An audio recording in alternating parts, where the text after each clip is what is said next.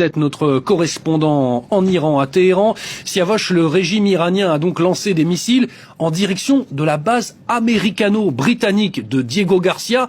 Elle est très loin de l'Iran, c'est dans l'océan Indien et c'est inédit, Siavosh. C'est la première fois que le régime lance des missiles aussi loin.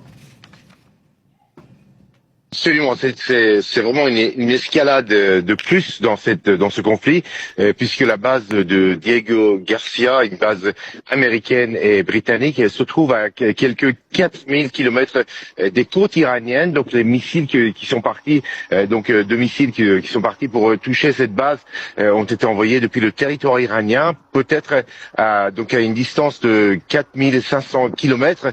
Jusque-là, les Iraniens affirmaient que la portée de leur missile était maintenue à 2000 kilomètres et c'est la première fois que des cibles américaines et britanniques sont visées à plus de 4500 kilomètres du territoire iranien.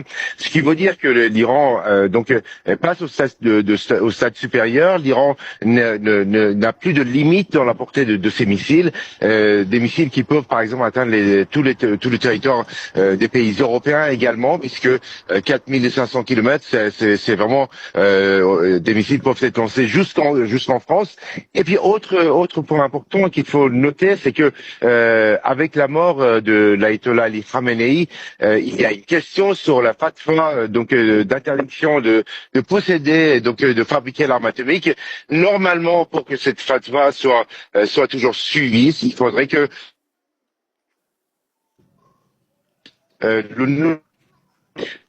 l'approuve et ça sera un moment important. Pour l'instant, ça n'a pas été le cas, ce qui veut dire que pour l'instant, la fatwa contre l'arme atomique n'est plus d'actualité et donc l'Iran a les mains libres pour fabriquer une arme atomique.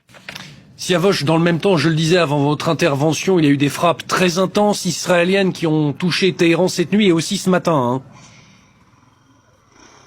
Oui, alors les frappes ont été centrées dans le quartier du sud de la capitale iranienne, mais aussi également, selon les médias iraniens, contre les installations nucléaires de Natanz, à environ 120 kilomètres à l'ouest de la capitale, près de la ville d'Isfahan, qui ont été frappées de nouveau.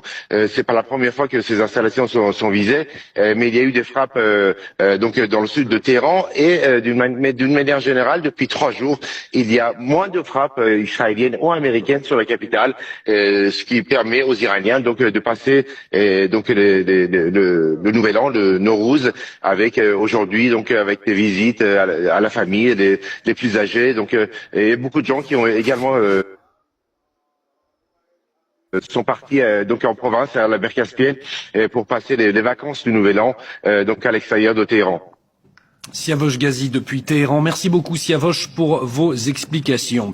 Et cette guerre au Moyen-Orient a aussi de lourdes conséquences sur l'approvisionnement énergétique en pétrole et en gaz à travers le monde. Une situation au cœur d'un sommet de l'Union européenne. Hier à Bruxelles, les 27 ont appelé à la mise en place de mesures temporaires pour atténuer la flambée des prix de l'énergie. Et de son côté, le gouvernement espagnol va même plus loin. Il a annoncé un plan de soutien d'un montant de 5 milliards d'euros pour faire face à cette crise.